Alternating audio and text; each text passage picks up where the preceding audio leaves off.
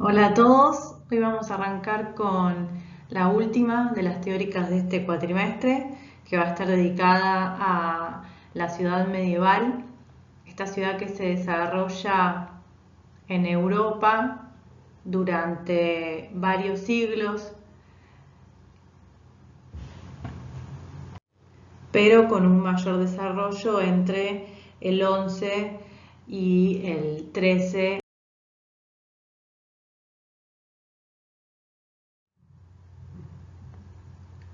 Vamos a iniciar con esta frase de Spiro Kostov que dice que el hecho es que no existe como tal cosa la ciudad medieval. La gama abarca ciudades de más de 100.000 habitantes como Milán y Venecia y pueblos de menos de 1.000. Incluye capitales reales, sedes episcopales y simples puestos comerciales en áreas rurales, puertos, fortalezas y poblados mineros, así como islas reforzadas, lagunas de secas y encrucijadas de caminos. Había poblados parroquiales que llegaron a ser ciudades y castillos que hubieron de abandonar su aislamiento, antiguas chivitas que nunca habían perdido su pedigrí urbano, castra romanos abandonados cuya estructura había sido retomada después de varios siglos, y nuevas fundaciones de los siglos XII y XIII. ¿Qué nos está diciendo Spiro Kostov? Que en realidad podemos hablar de la ciudad medieval en términos generales, pero tenemos que entender que cada ciudad medieval va a tener una característica distinta y que el término ciudad medieval va a estar abarcando a distintos tipos de ciudades, distintas desde la cantidad de habitantes que pueden tener, desde el origen que pueden tener y hasta incluso cómo se van a ir conformando en cuanto a desarrollo territorial, trazado, ingresos y egresos, ubicación de mercados, plazas, iglesias y cualquiera de los otros elementos que componen y forman parte de la ciudad. Y para abordar el conocimiento de la ciudad medieval, en realidad tenemos que volver al momento de la caída del Imperio Romano y las consecuencias que trae para las ciudades prósperas del imperio.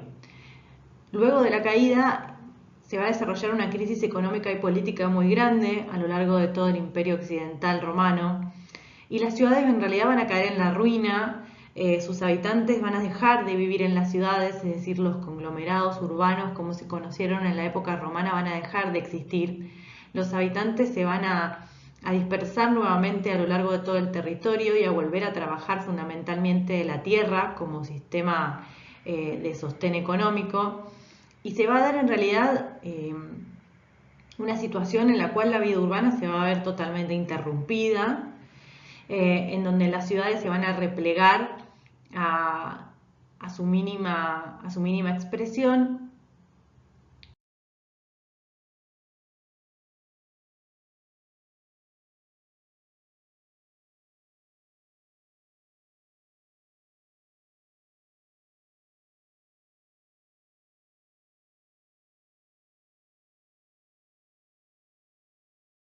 Y es en ese momento donde vamos a encontrar que las comunidades se van a agrupar en distintos tipos. Tres de estos tipos van a ser los burgos, las abadías o las sedes episcopales y las antiguas retículas romanas. Los burgos van a ser establecimientos militares que se van a ir convirtiendo poco a poco en pequeños centros administrativos. Ya vamos a desarrollar un poco mejor este tema de por qué tanto los burgos como los monasterios van a terminar siendo centros administrativos para las ciudades. Básicamente, ¿qué son los burgos? Va a ser un espacio cercado, amurallado, pequeño, generalmente constituido por una torre que luego poco a poco se va a ir desarrollando en lo que conocemos como la tipología de castillo.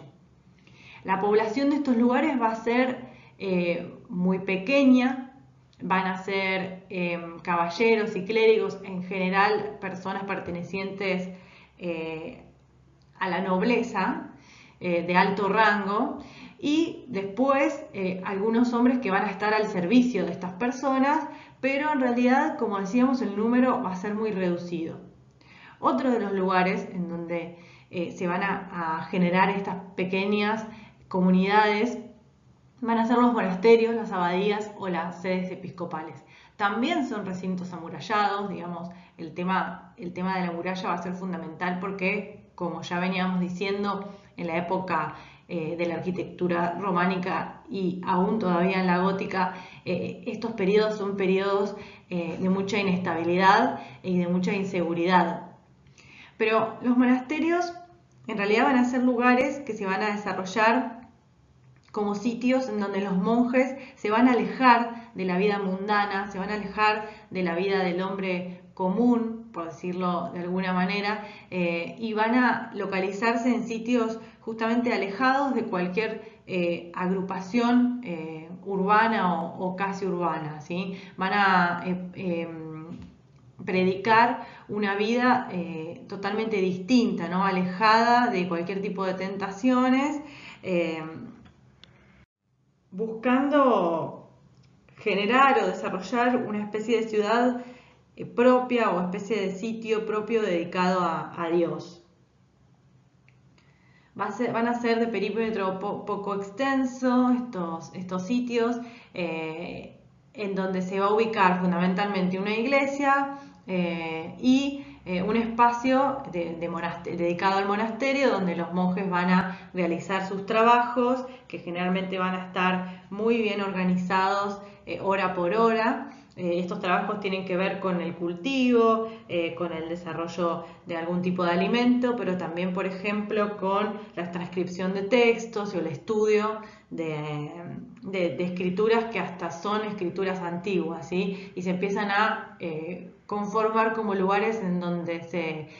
se guarda mucha parte de esa cultura antigua, romana, griega.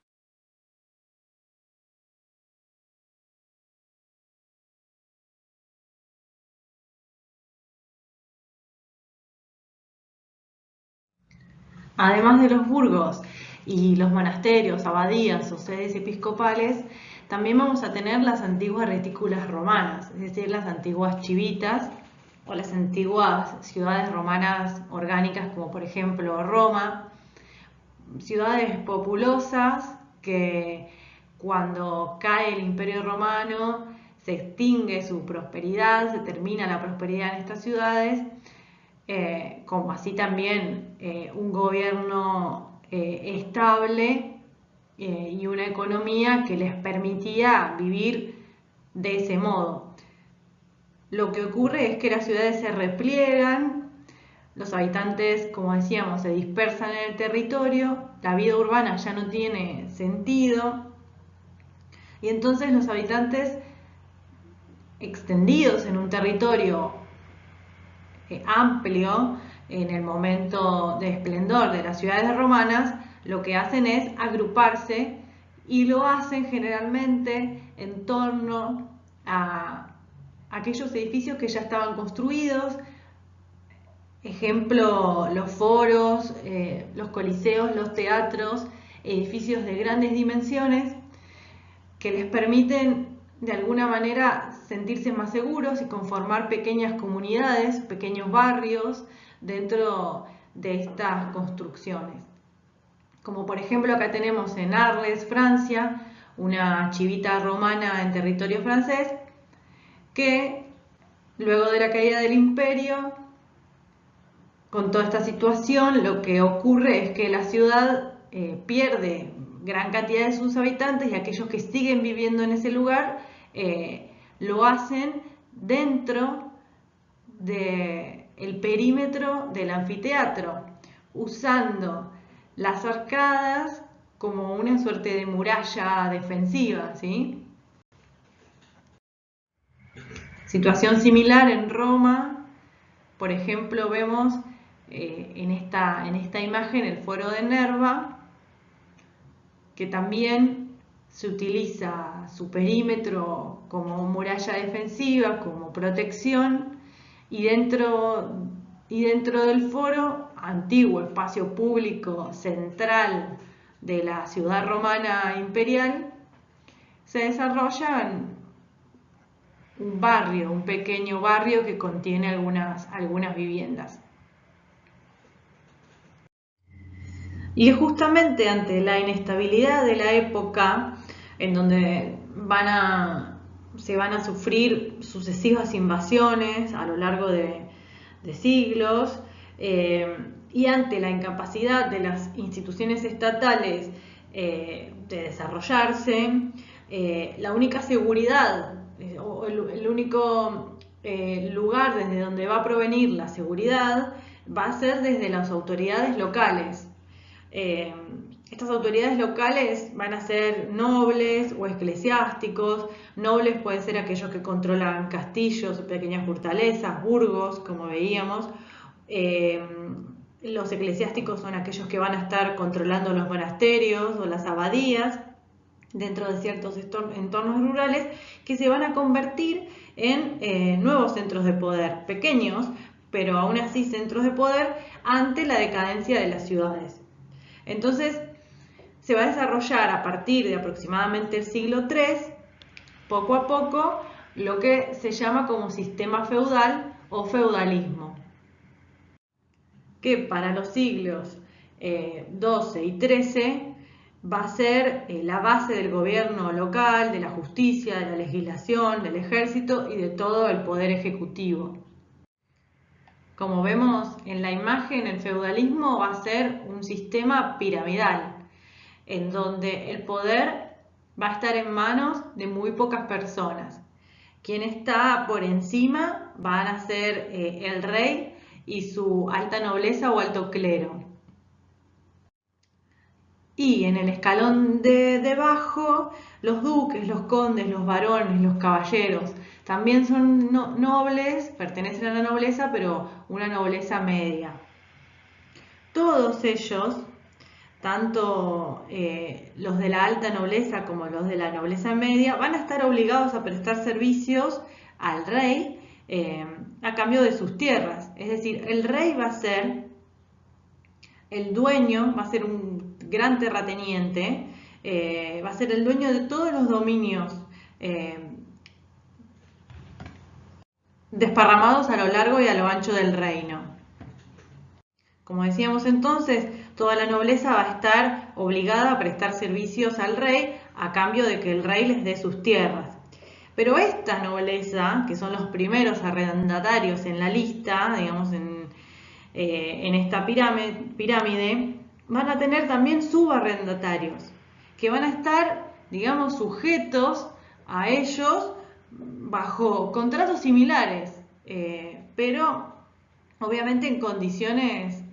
siempre, en cuanto más abajo esté de las pirámides, las condiciones van a ser peores.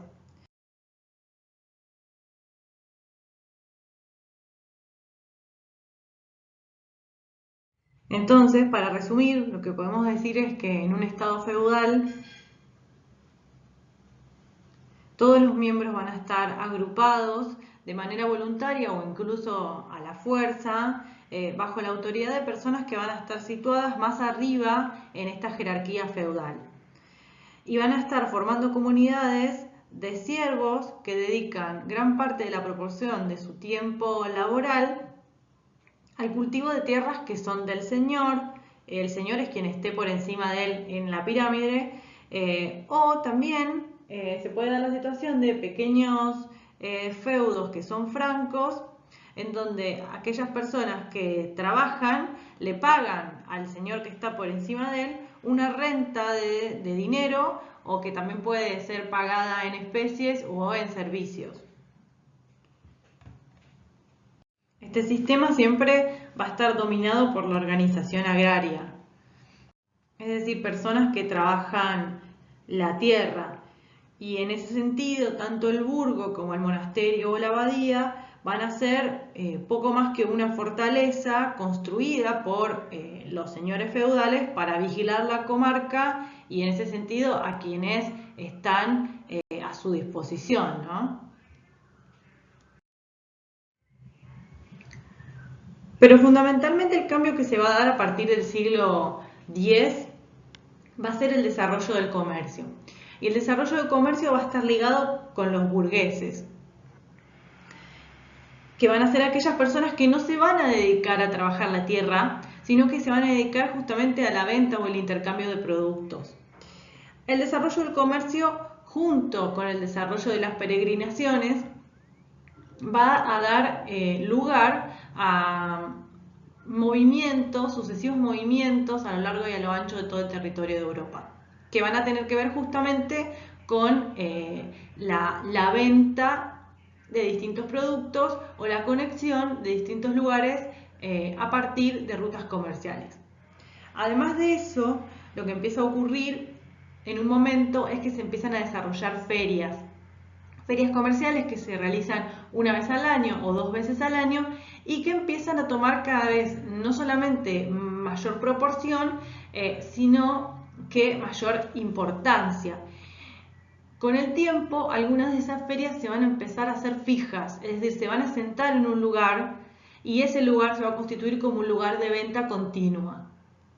Todo esto se los cuento porque va a tener que ver justamente con el desarrollo de la ciudad medieval propiamente dicha, que hasta ese momento, como vimos, estaban replegadas, tanto en antiguas ciudades que fueron prósperas en época romana o alrededor de Burgos o alrededor de monasterios, pero de manera muy distribuida en el territorio y con nula característica urbana como tal. En ese sentido nos dice Henry Pireni, las ciudades se multiplican a medida que progresa el comercio y aparecen a lo largo de todas aquellas rutas naturales por las que éste se expande. Nacen, por así decirlo, tras su paso. Inicialmente las encontramos al borde de costas y ríos. Más tarde, al ampliarse la penetración comercial, se fundan sobre los caminos que unen entre sí estos primeros centros de actividad. Un mapa de Europa en donde se resalta la importancia relativa de las vías comerciales coincidiría sin apenas diferencia con otros que mostraran la importancia relativa de las aglomeraciones urbanas. Va a ser entonces este renacimiento comercial, este desarrollo comercial que se da a partir del siglo 1000, el que va a permitir el resurgimiento de la vida urbana, en donde las ciudades vuelven a desarrollarse, aumentando su población, aumentando su industria y fundamentalmente aumentando su comercio. Si bien, como decíamos, va a haber muchos tipos distintos de ciudades medievales, cada una con una fisonomía y un carácter particular, podemos agruparlas en 2 grupos organizados según su origen. Unos van a ser las ciudades de base histórica y otras van a ser las ciudades de nueva fundación. Las ciudades de base histórica, y en palabras de Pirene, vamos a ver que a medida que se acentúa a partir del siglo X el renacimiento comercial en Europa, las colonias mercantiles instaladas en las ciudades, chivitas o al pie de los burgos van creciendo ininterrumpidamente. Su población se acrecienta en función de la vitalidad económica. El movimiento ascendente que se evidencia desde sus orígenes continuará de manera ininterrumpida hasta finales del siglo XIII.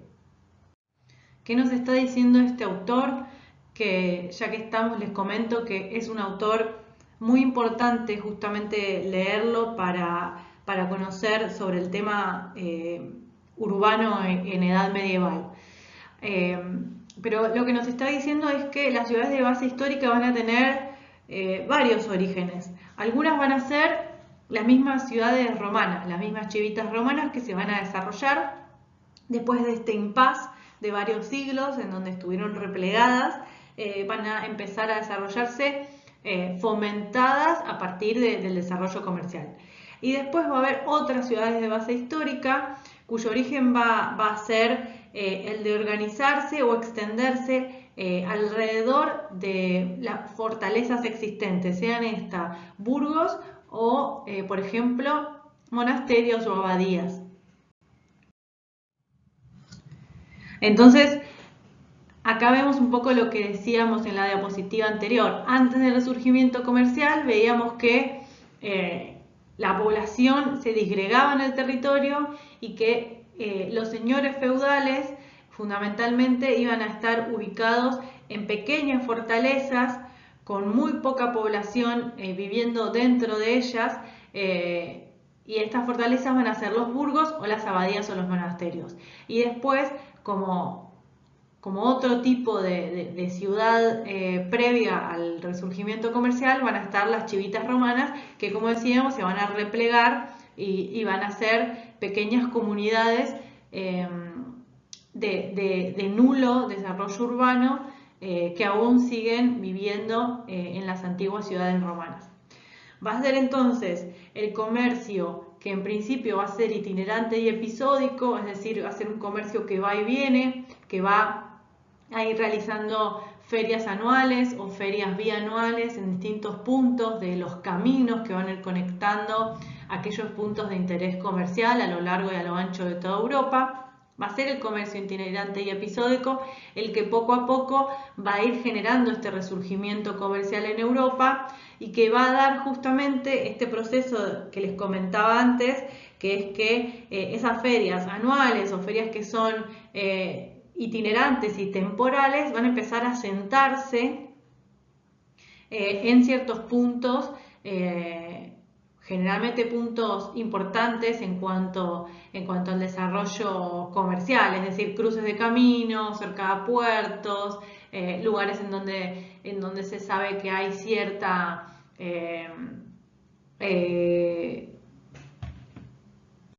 mano de obra o un posible desarrollo industrial. En estos lugares van a ser donde los comerciantes se van a asentar definitivamente. ¿Cómo se van a asentar definitivamente? En colonias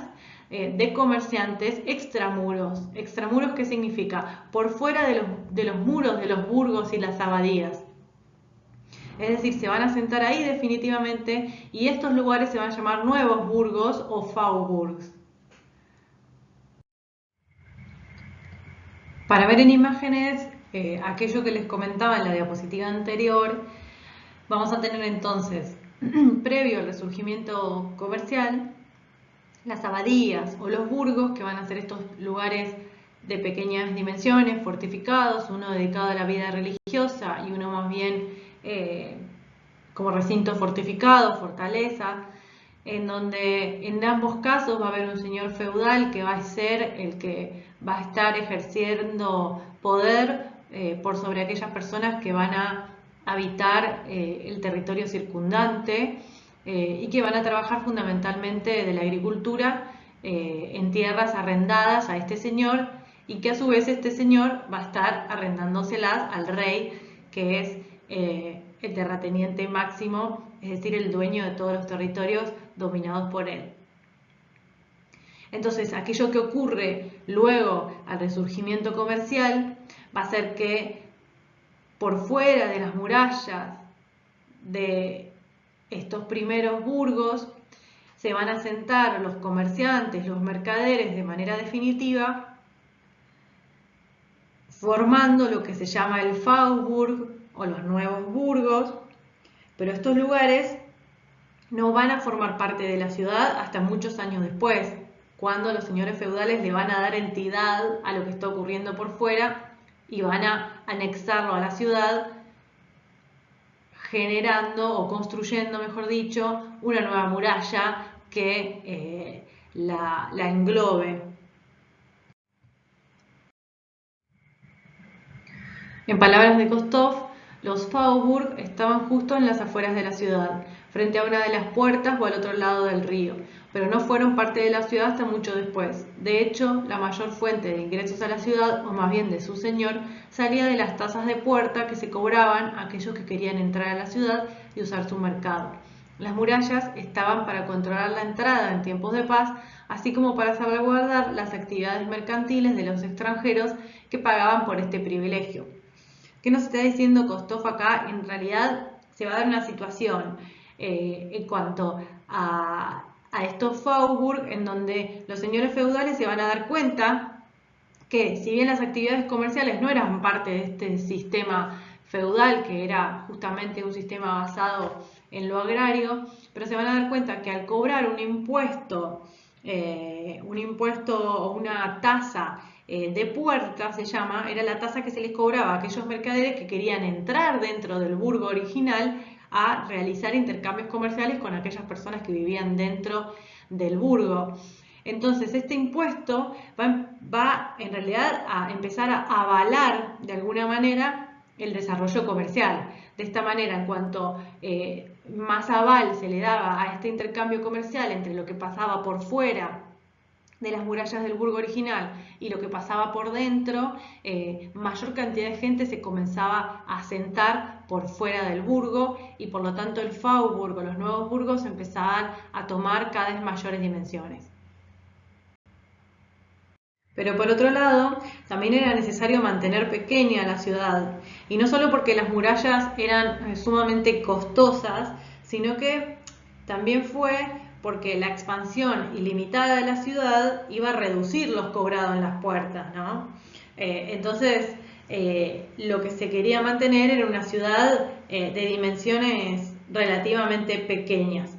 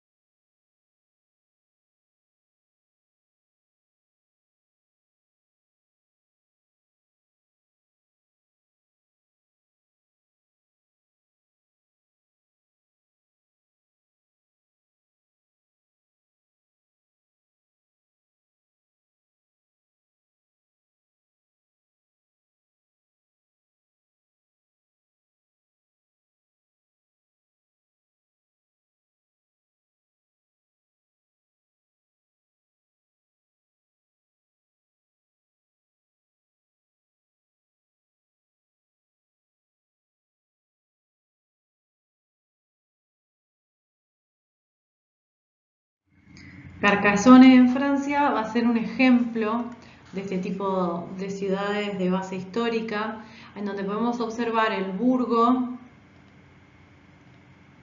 original,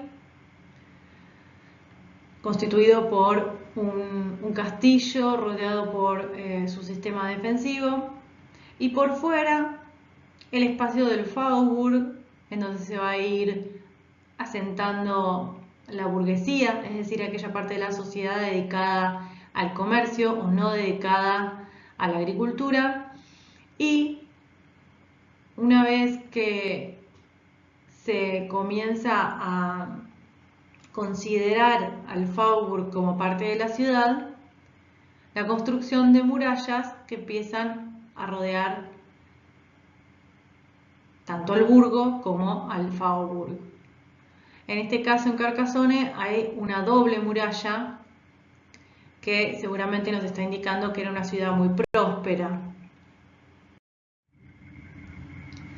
Una imagen de Carcassonne, que es una ciudad que se ha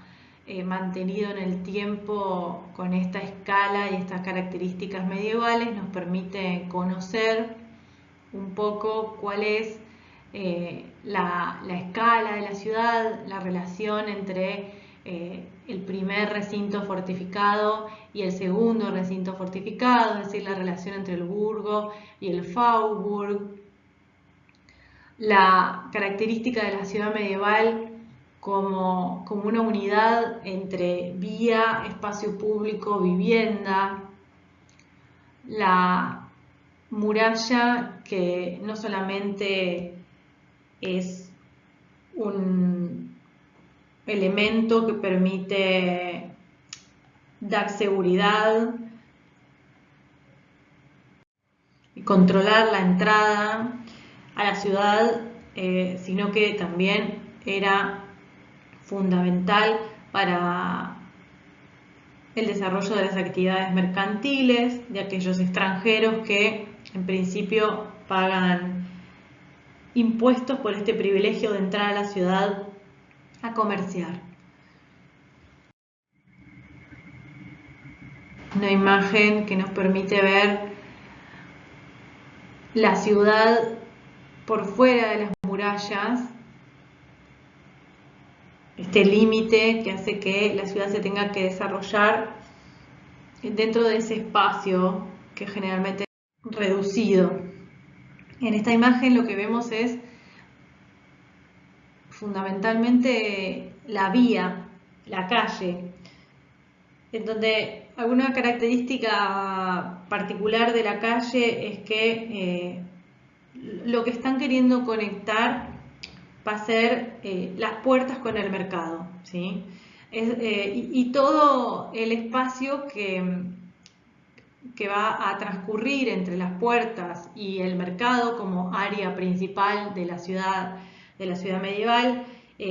van a ser como los lugares de preferencia comercial que le seguían al mercado, digamos. Si el mercado es el lugar en donde todo el mundo quiere desarrollar sus transacciones comerciales, las calles que van a estar conectando las puertas con el mercado van a ser las segundas en preferencia. Por otro lado, dentro de esta misma categoría de ciudades de base histórica, además de los nuevos burgos o Faubourgs, podemos encontrar ciudades que se desarrollan sobre la base de una antigua retícula romana. Como vimos al principio, estas ciudades se van a replegar, pero algunas de ellas van a mantener el trazado de sus calles y algunos de los restos de los sistemas de soporte urbano.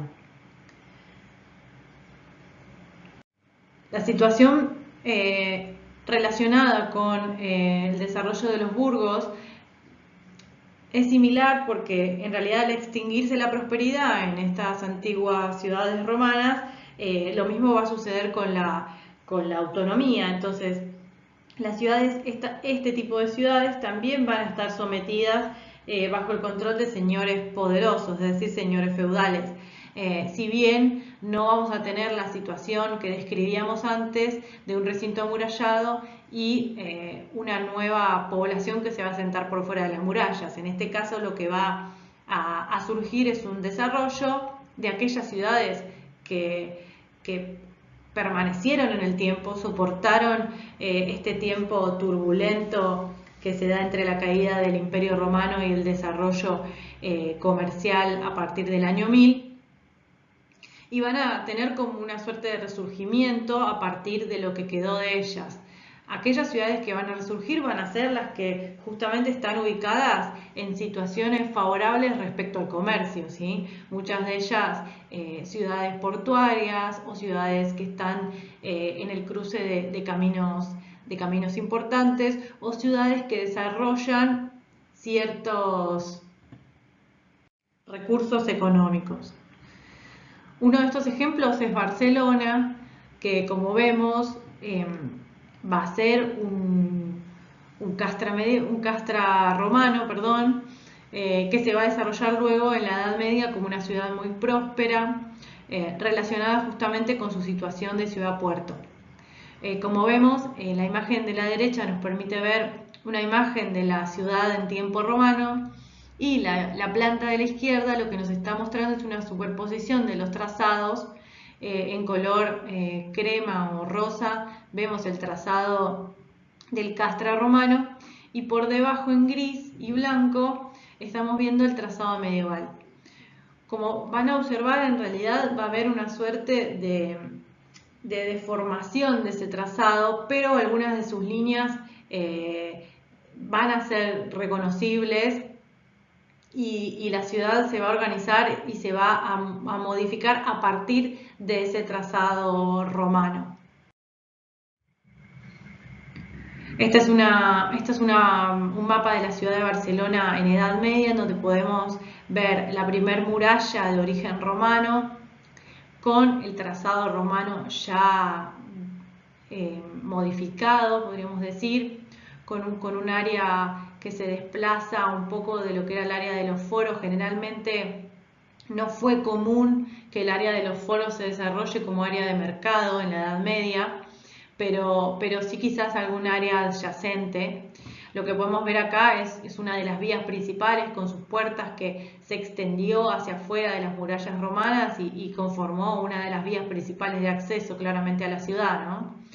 Y después lo que vemos es un doble anillo de murallas. Entre el 1250 y el 1350 se va a desarrollar un primer anillo de murallas alrededor del original, es decir, del original romano. Y luego, entre 1350 y 1500, 300 un segundo anillo de murallas.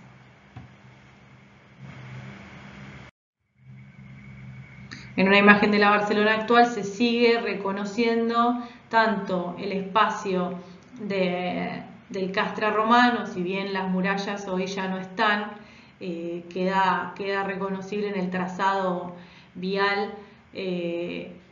la forma del Castre romano y la forma de la doble expansión de lo que fue la ciudad medieval, claramente reconocible por el pasaje de un trazado mucho más orgánico a el plan Cerdá del siglo XIX. Y algunas imágenes que nos muestran, bueno, cómo era esa ciudad medieval de Barcelona, relacionada fundamentalmente con el puerto y con el comercio marítimo dentro del Mediterráneo, que le permitió justamente este desarrollo comercial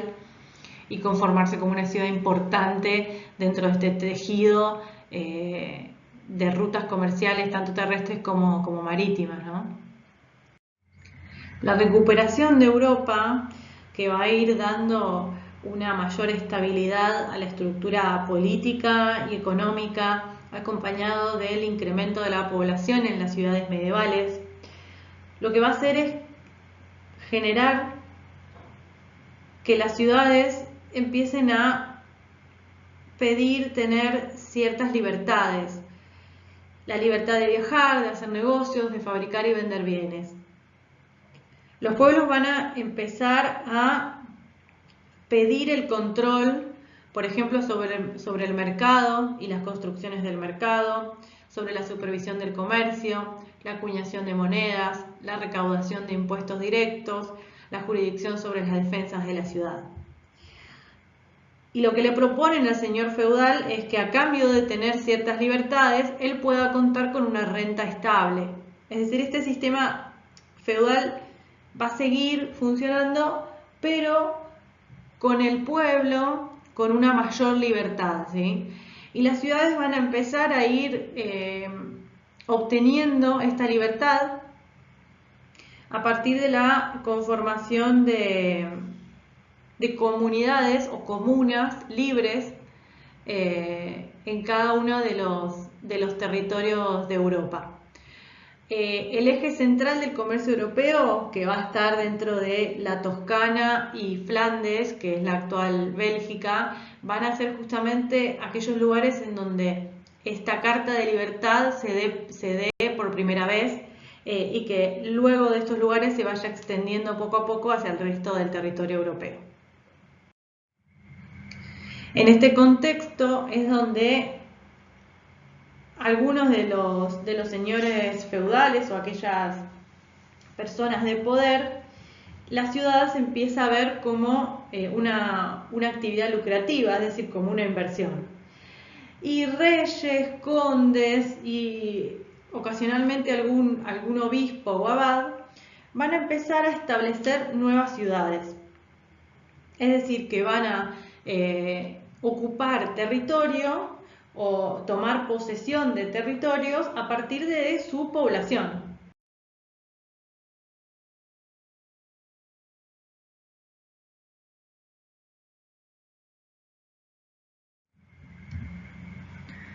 En palabras de Ramón Alonso Pereira, el origen de todas las ciudades de nueva fundación se vincula directamente al renacer comercial, asumiendo como directrices para su desarrollo urbano las infraestructuras de la nueva economía y de intercambio mercantil y cultural, las ciudades comerciales y universitarias. Estas ciudades se multiplican a medida que progresa el comercio y aparecen a lo largo de rutas naturales por las que éste se expande, como puertos y puntos estratégicos de control fluvial o sobre caminos que unen los centros de actividad con una gran variedad de esquemas planimétricos. Tal como nos dice Alonso Pereira, entonces, el emplazamiento va a ser fundamental, ya que la ciudad podía hundirse o salir a flote según su capacidad de atraer al comercio y de desarrollar el comercio dentro de su territorio. En ese sentido, entonces, van a situarse cerca de caminos importantes o en la intersección de dos caminos importantes, también, por ejemplo, en el cruce de un río, en un puerto costero, en un puente, en un vado junto al río, como así también cerca de un castillo señorial, un palacio real o un puesto de caza. Pero lo importante, además del emplazamiento, es que en este caso las ciudades de fundación van a ser ciudades planificadas, es decir, van a ser ciudades que se van a construir a partir de un plano ya pensado con anticipación. El bastidor o fundador va a ser quien va a trazar y nivelar las calles y va a definir dónde se va a encontrar, por ejemplo, la plaza del mercado, como algunas otras cuestiones, como también dónde se va a ubicar la iglesia, por ejemplo. Él mismo podría ser el que proporcione ciertas instalaciones. En algunos casos, él contribuía a construir la iglesia, prisiones, casas de peaje, molinos, etc. Pero también era el que decidía sobre algunas cuestiones. En el caso de las murallas, por ejemplo, van a tener un precio excesivo y no van a ser los bastidores los que van a construirlas, sino que se van a construir a partir de la decisión del rey, que va a ser quien va a tener los recursos económicos para poder llevarlas a cabo. En este caso, las ciudades de nueva fundación, o llamadas también bástidas, no van a estar todas amuralladas, sobre todo porque en algunos casos ya no se va a requerir por construirse estas ciudades de nueva fundación ya más cercano al siglo XII y XIII, donde la situación ya en cuanto a la seguridad y a las invasiones era mucho más tranquila y mucho más calmada.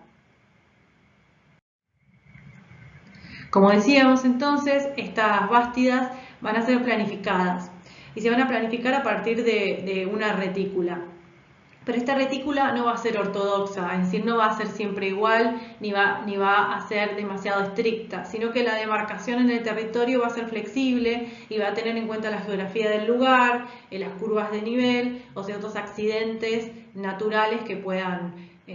haber en el sitio. Las parcelas van a ser generalmente rectangulares y la retícula se va a desarrollar generalmente desde el espacio del mercado, que vamos a encontrarlo como un espacio vacío dentro del trazado de la ciudad. La retícula entonces se va a desarrollar desde las manzanas del mercado hasta los bordes exteriores de la ciudad. Generalmente el plano nos muestra cierta sutileza en cuanto podemos encontrar en el trazado la alternancia de calles amplias y calles más pequeñas, es decir que vamos a encontrar una intención de generar calles de mayor importancia respecto a calles de menor importancia, por ejemplo.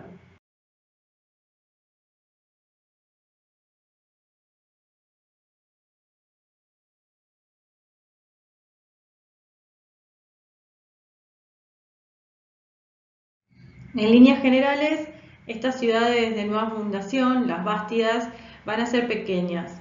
y van a tener como mucho 1 kilómetro de largo por medio de ancho. Además, como vimos, va a estar subdividida en parcelas y estas parcelas, luego de que el fundador, es decir, el bastidor, las trace, las nivele, van a ser distribuidas entre aquellas personas que sean las primeras en llegar.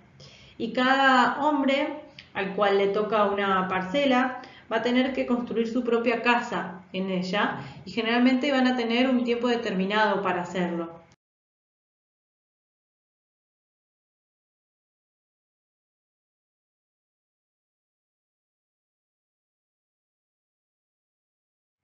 Y digamos que esta situación va a ser la que va a permitir que estas ciudades se vayan poblando de modo relativamente rápido, ¿no? Podemos encontrar dos tipos de ciudades de nueva fundación. Las de base lineal, en donde la ciudad va a empezar y a terminar en aquellas parcelas que van a ir a lo largo de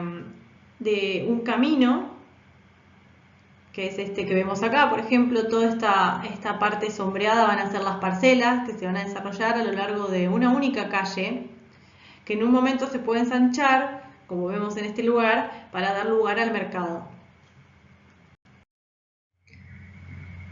Y las de base mercantil, que van a ser aquellas ciudades, como por ejemplo Estia, en Italia, en donde la ciudad va a iniciar y terminar en las parcelas que bordean el mercado. En este caso el mercado va a tener esta configuración de estrecho y largo, y las parcelas van a ser aquellas sombreadas que se van a ubicar en el contorno del área comercial de la ciudad. En estos casos, tanto las de base lineal como las de base mercantil van a ser ciudades más bien pequeñas, ¿sí? de dimensiones menos ambiciosas. Como decíamos entonces, las ciudades medievales van a tener ciertos contextos sociales, económicos y políticos que van a ser similares, y si bien cada una va a tener características particulares, podemos empezar a describir cuáles son aquellas partes más importantes que conforman a la ciudad medieval. En términos generales, aquellas partes son la muralla, las calles, los mercados, la iglesia y el ayuntamiento y las casas gremiales. Las murallas entonces van a tener como una doble función. Una de estas funciones va a ser la función militar, que es la función primaria, la de proteger todo el perímetro de la ciudad ante cualquier tipo de incursión externa. Pero después, la segunda función de la muralla va a ser de barrera aduanera.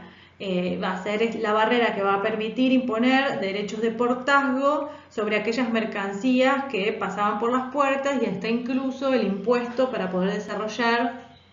actividades comerciales dentro de las murallas. En el caso de Europa continental, es decir, separando lo que es el territorio europeo entre continente e Inglaterra, que es una isla por fuera, podríamos decir, en lo que es Europa continental se va a ver que la importancia de las murallas se va a mantener, no así en Inglaterra, donde al reducirse la causa fundamental del desarrollo de las murallas, que era la militar, hizo que las murallas en realidad en donde existían sean simplemente barreras aduaneras, y en ciudades que se construían nuevas directamente no se incorporaran las murallas. Pero en el caso de Europa continental, la situación fue distinta, porque en realidad se decidió conservar las sólidas murallas. Y en ese sentido, Morris nos dice que, dado que las populosas y prósperas ciudades de la Europa continental consideraron esencial la conservación de sus sólidas murallas, el crecimiento horizontal no pudo ser un proceso continuo, sino que se vio obligado a desarrollarse en etapas, cada una de las cuales iba precedida por la construcción de una nueva muralla, aun cuando ésta incorporaba con frecuencia a los suburbios anteriormente indefensos. Y un ejemplo puede ser Florencia, otro puede ser París, pero en realidad podemos encontrar muchísimos ejemplos de ciudades medievales que fueron creciendo de manera concéntrica a partir del desarrollo de una sucesión de murallas.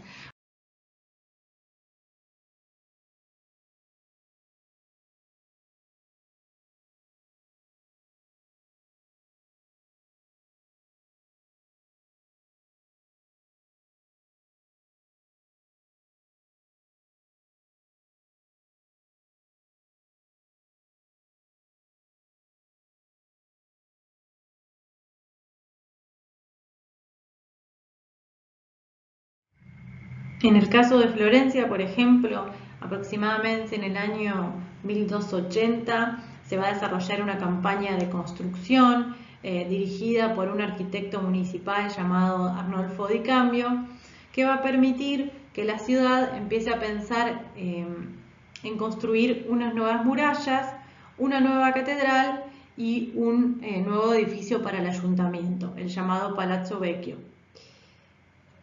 Lo que se va a desarrollar en ese momento en particular son las segundas murallas. Las primeras iban a ser las murallas que estaban en torno a la ciudad romana original, ya que Florencia fue una ciudad romana que pudo desarrollarse luego en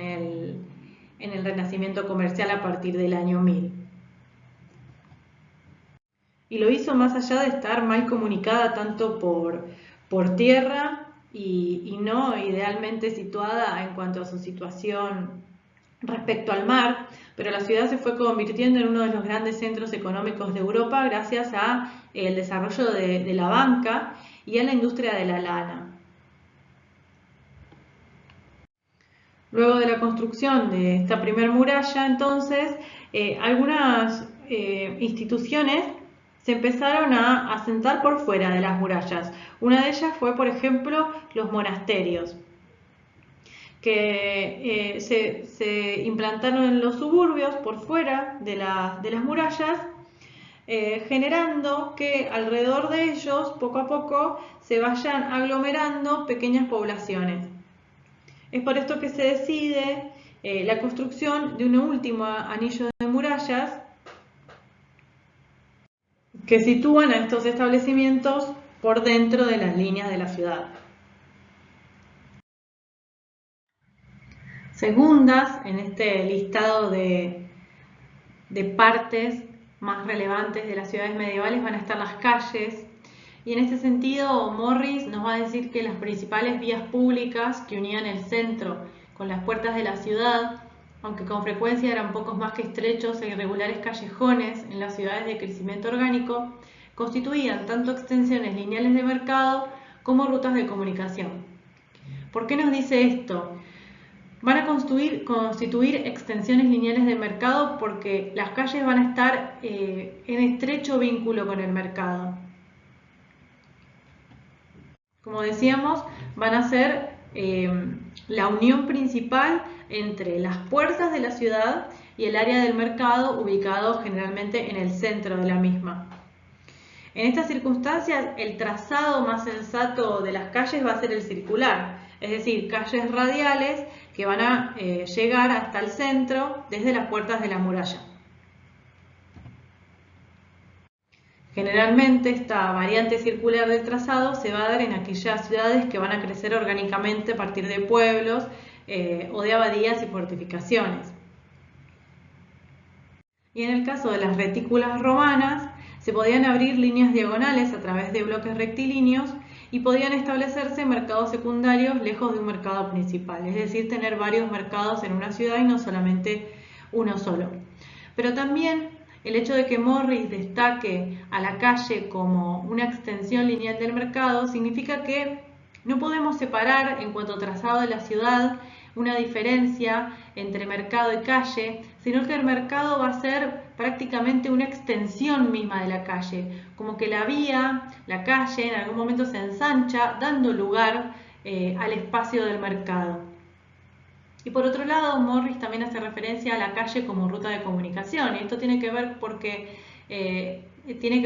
con que las vías en el interior de las ciudades, una vez que pasan o atraviesan las puertas de la muralla, van a llamarse caminos, y estos van a ser los que van a empezar a conectar estratégicamente distintas ciudades de carácter comercial a lo largo del territorio europeo. Por otro lado, tampoco podemos hablar de la calle sin referirnos a las fachadas, ¿no? Y en este sentido, podemos decir que existe una tendencia de los edificios medievales a invadir cada vez más las calles y los espacios públicos abiertos de la ciudad. Así es como la ciudad medieval va a adquirir este tradicional ambiente callejero, que en realidad Va a tener esta fama como de ser muy desordenada, pero en realidad es simplemente una idea que se tiene más bien romántica de lo que eran las ciudades medievales, cuando en realidad las ciudades medievales no eran así, sino que eran más bien una aldea, ¿no? Un espacio, un lugar muy tranquilo, y quizás esta imagen de abarrotamiento tiene más que ver con un ideal que con una realidad. Pero volviendo al tema de cómo los edificios empiezan a invadir cada vez más las calles y los espacios públicos, esto nuevamente va a estar relacionado con el comercio, ¿no?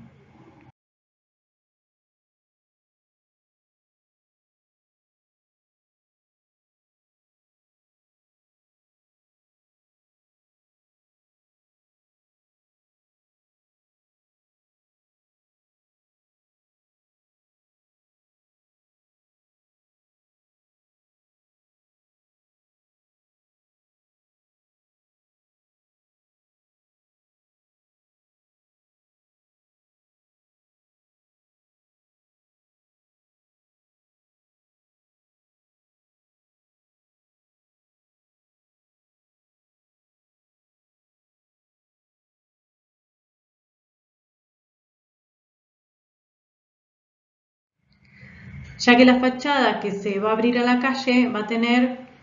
un importante valor comercial, sobre todo en las cercanías de las puertas y del mercado, y sobre aquellas calles que están conectando ambos espacios, ¿no? La puerta y el mercado. Y ahora, refiriéndonos puntualmente a los mercados, Salman nos va a decir que toda la ciudad medieval era un mercado. El comercio y la producción tenían lugar en todas partes de la ciudad, en espacios abiertos y espacios cerrados, en espacios públicos y en espacios privados. Y hay variedades respecto a cómo el mercado se va a desarrollar en las distintas ciudades medievales. En algunos casos el mercado va a ocupar una plaza destinada a ese único fin, situada normalmente en el centro de la ciudad. Y por otro lado, en algunos casos se va a situar como un ensanchamiento de la calle principal de la ciudad. Ambas situaciones generalmente se desarrollan en ciudades planeadas, y en ciudades de crecimiento orgánico se va a dar la situación, por ejemplo, de ampliación lateral de calle principal y de ubicación del mercado como plazas muy cercanas a las puertas de las ciudades.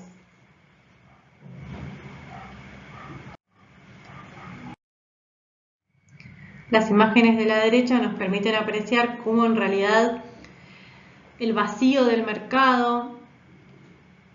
lo vamos a observar casi como un hueco dentro de la retícula, que va a tener las más variadas formas, pero que en realidad van a estar definidas, esta forma va a estar definida por los edificios que la rodean, ¿no? Y en algunos casos estos edificios van a empezar a tener una misma altura, además de estar unidos en la planta baja mediante soportales, debajo de los cuales la plaza se prolonga. Estas situaciones no las vamos a ver repetidas del mismo modo en todas las ciudades. Tampoco, por ejemplo, vamos a observar en Inglaterra plazas que sean descubiertas, sino más bien la situación que se da en ese lugar es la de plaza, es decir, un hueco dentro de la retícula, pero conteniendo un mercado cubierto. En Gran Bretaña también va a ser extraño tener una iglesia ubicada o compartiendo el espacio de la plaza del mercado, situación que por ejemplo en Italia se va a dar en algunas ocasiones, en otras no.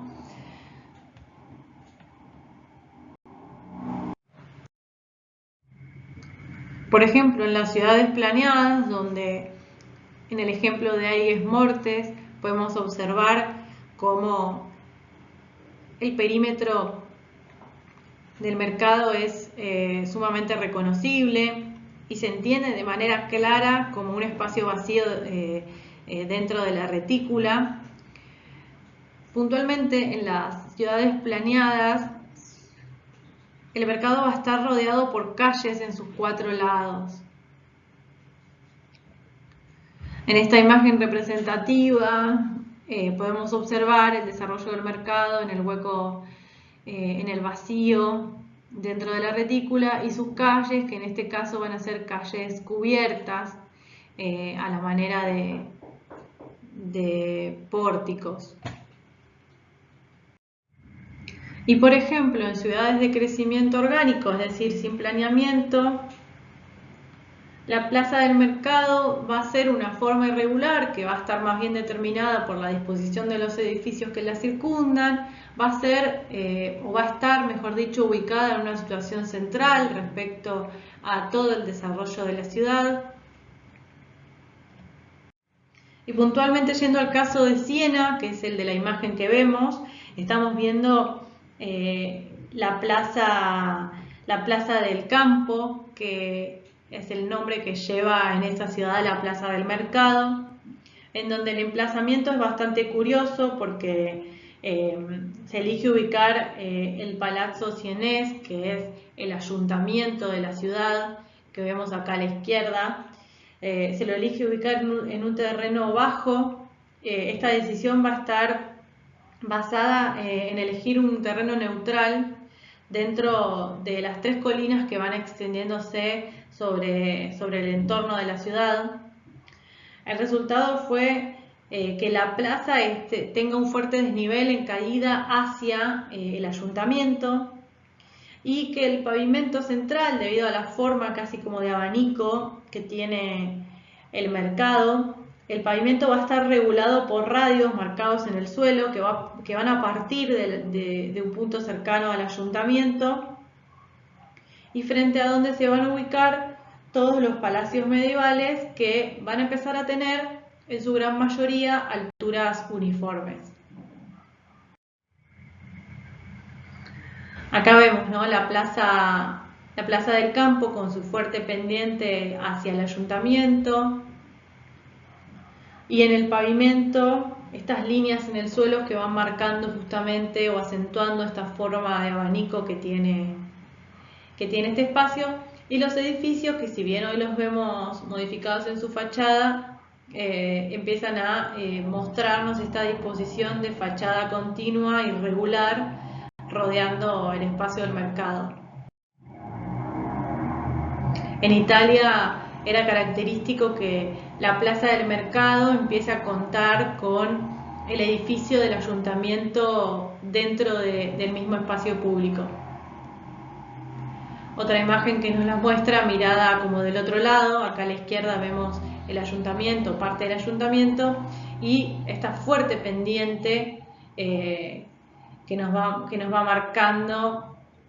este gran vacío, y así entendemos cómo el vacío está determinado por los edificios que se ubican en su contorno. Como decíamos entonces, algunos mercados, sobre todo en Inglaterra o en el norte de Europa, no van a ser plazas abiertas, sino que dentro de estas plazas se va a ubicar un mercado cubierto. Estos mercados cubiertos en estos sitios van a estar dedicados a la comercialización de ciertos productos en particular. Por ejemplo, acá vamos a ver una lonja textil dedicada justamente al comercio de textiles. Por ejemplo, en Brujas está la lonja antigua, que va a ser para especieros y carniceros. Y estas construcciones van a ser fundamentalmente utilitarias, son almacenes, talleres. Pero estas construcciones, si bien una vez dentro de ellas podemos observar su carácter utilitario, que sirven al propósito para el cual fueron construidos, vamos a ver que por fuera se van tomando ciertas características arquitectónicas que en el momento van a tener que ver con arquitectura religiosa. En este caso lo que vemos es la elección de elementos que van a ser traídos del gótico, ¿sí?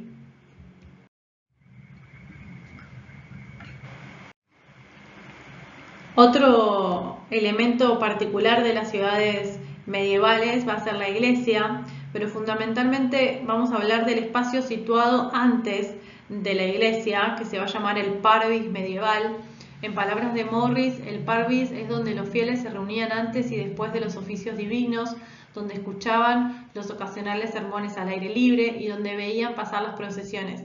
Este era el lugar frente a la fachada occidental de la iglesia, donde se representaron los misterios desde el siglo XII en adelante, y era también allí donde la gente que fuera de la ciudad dejaba sus caballos. A pesar de esto, nunca se pretendió que el parvis entrara en competencia con la plaza del mercado. En ese sentido, acá lo que estamos viendo es una imagen de Notre Dame de París, en donde la iglesia sigue teniendo su carácter fuertemente urbano, pero tiene un espacio propio, ¿no? Un espacio que permite parte de la actividad que se realiza dentro de la iglesia, pero realizarla por fuera. Esta situación en la que el parvis nunca entra en competencia con la plaza del mercado. La plaza del mercado puede funcionar, si bien lindante al parvis medieval, pero cada uno va a tener como su propio espacio de desarrollo, ¿sí? No van a entrar en competencia, si bien pueden estar ubicados colindantemente. No es el caso de Notre Dame de París, pero sí lo vamos a ver en otros ejemplos, en otras ciudades medievales, en donde sí se va a estar compartiendo un mismo espacio público, generalmente bipartido, ¿no? Es decir, como dividido en dos partes, una para el parvis y otra para el mercado. Como decíamos en alguna de las teóricas anteriores, va a haber una característica distinta entre la situación de parvis, por ejemplo, en la Europa continental, como vemos en este ejemplo que tenemos acá a mano de Notre Dame de París, en donde la situación de la catedral y del parvis va a ser una situación sumamente urbana, distinta a la que se da, por ejemplo, en Inglaterra, en donde la catedral va a estar situada en un amplio espacio de desahogo. Ya no es una plaza que se ubica por delante, sino que está situada dentro de un gran espacio vacío, ¿sí? Y por último llegamos a los ayuntamientos.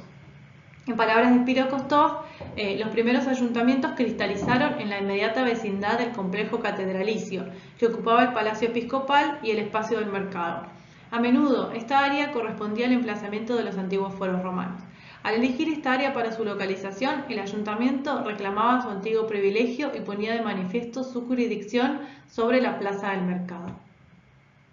Una aclaración es que los ayuntamientos, el desarrollo de los ayuntamientos, va a tener que ver con la emancipación de las ciudades medievales. ¿Qué quiero decir con esto? Tiene que ver con aquellas ciudades medievales que comienzan a constituirse como comunas, como comunidades libres, y en donde el ayuntamiento empieza a ser el lugar o la sede característica y representativa de esta comuna.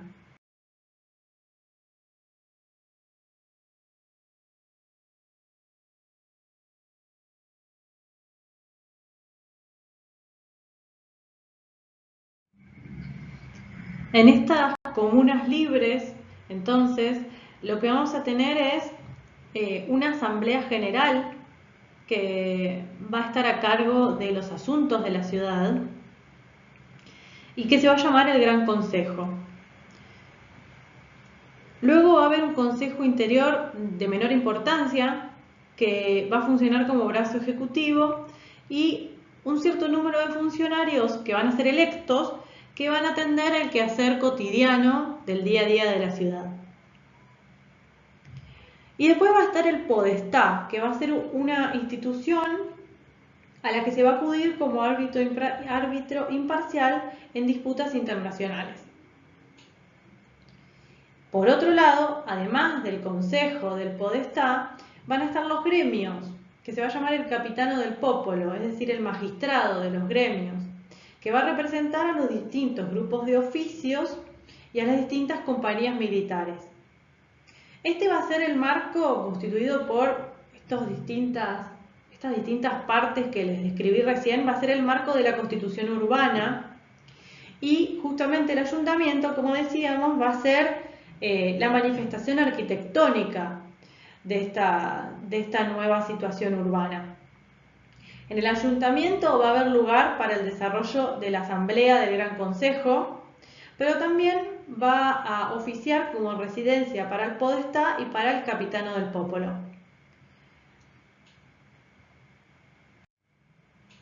Como nos decía Kostov en su frase, los primeros ayuntamientos van a realizarse o desarrollarse en el mismo espacio donde se ubicaba el complejo de la catedral. El ayuntamiento de Como en Italia, realizado en el 1215, va a ser un ejemplo de esta situación, en la cual, como vemos en la imagen, tenemos la catedral, y al lado de la catedral, este elemento que vemos acá va a ser el ayuntamiento con su torre adosada. En esta imagen podemos observar bien que el ayuntamiento se va a dividir en una planta baja que está abierta al frente y en su parte posterior, que está formando una suerte de galerías a partir de una sucesión de arcadas, ¿sí? Este lugar se va a constituir como una extensión del mercado que se va a ubicar en la plaza que se encuentra por delante. Desde este lugar, bastante característico, y van a ver que se va a ir repitiendo en distintos ayuntamientos, desde este lugar se van a vigilar ciertas actividades mercantiles, algunas de ellas se van a desarrollar en el mercado y otras, que son de carácter más relevante, se van a desarrollar debajo de esta logia. Acá, por ejemplo, se van a regular los pesos y las medidas de algunas de las provisiones que se compran en el mercado. Y algunos bienes más importantes, como el hierro, el vino, las hierbas, o la sal también, que es muy importante, todos ellos debían venderse debajo de estas arcadas. Y en el segundo piso, todo el segundo piso va a estar ocupado por la sala de asambleas donde se junta el Gran Consejo, y va a estar cubierto por una gran cubierta de madera que se va a quedar la estructura de madera al descubierto. Acá lo que vamos a ver a la izquierda es el campanario, que está adosado al ayuntamiento. Este ayuntamiento se va a llamar Palazzo de Broleto, y en donde la campana, la situación de torre, se va a encontrar también en casi todos los ayuntamientos, generalmente en Italia, porque la campana se hacía sonar para convocar al consejo y también para llamar al pueblo a reunión municipal. Va a ser amplia la variedad de ayuntamientos que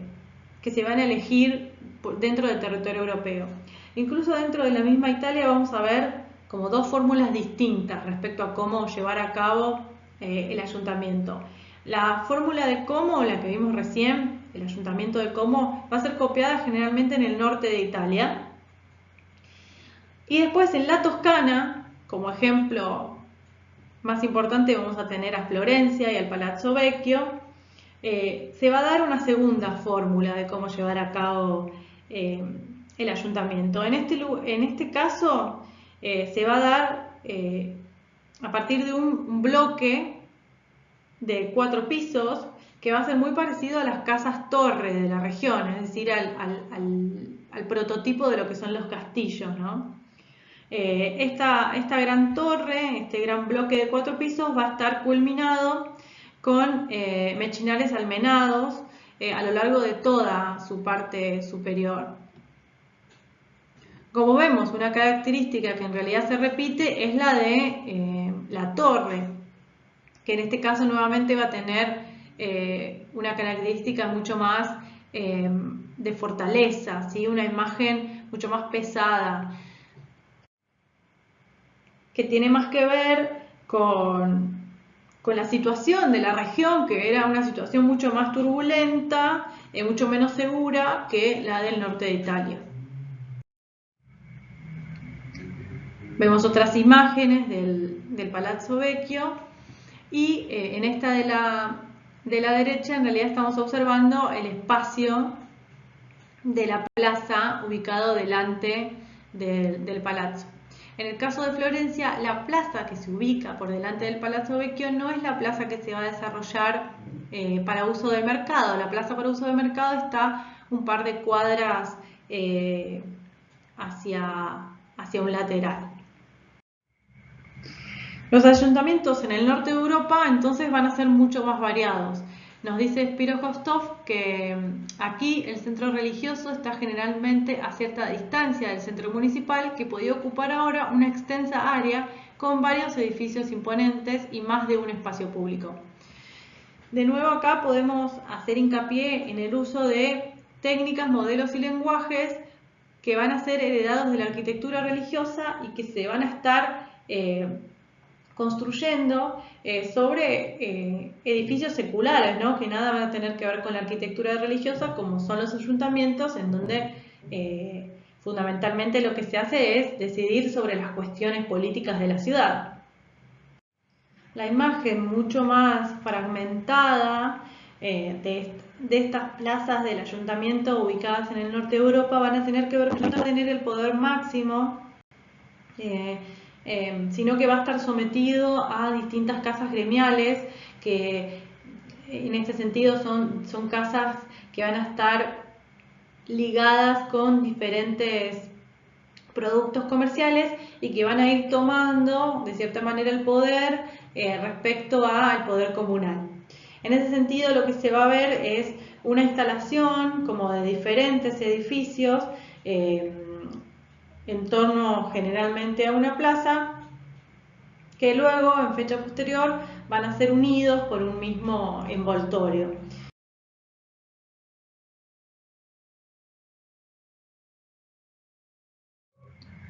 A modo de cierre, decir que esta división en 5 partes constituyentes de la ciudad medieval no intenta reducir o simplificar la profundidad, la variedad y la multiplicidad de situaciones que se dan en la ciudad medieval a lo largo y a lo ancho de Europa, sino que lo que intenta es poder plantear un punto de partida posible para el análisis